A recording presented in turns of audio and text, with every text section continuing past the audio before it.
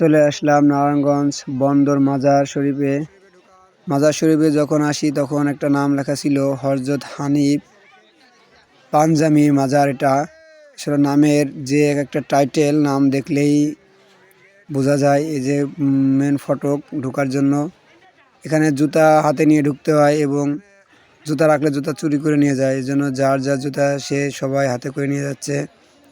ভিতরে ঢুকে দেখি এবার ইলাহি কাণ্ড, যেগুলো না দেখলে বুঝতাম না। এরা হচ্ছে মাজারের খেদমত করে। এরা কি খেদমত করে দেখেন এদের চেহারা এবং এদের লেবাস।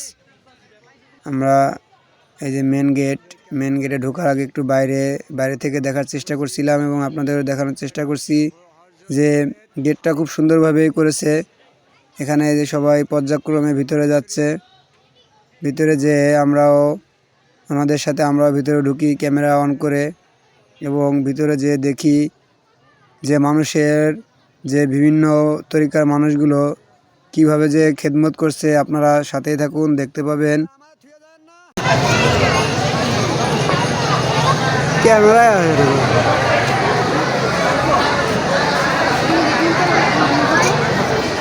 এই গেট দিয়ে সবাই ভিতরে যাচ্ছে পর্যায়ক্রমে, মহিলারা। আমরাও চলে আসলাম ভিতরে দেখার জন্য আসলে ভিতরে কি কি আছে।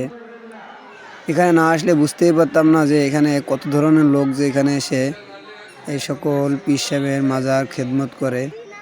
আপনারা দেখুন এখানে এই যে কবর, আর এখানে বিভিন্ন লোক বিভিন্ন কিছু বিক্রি করার জন্য বসে আছে খালি গায়ে।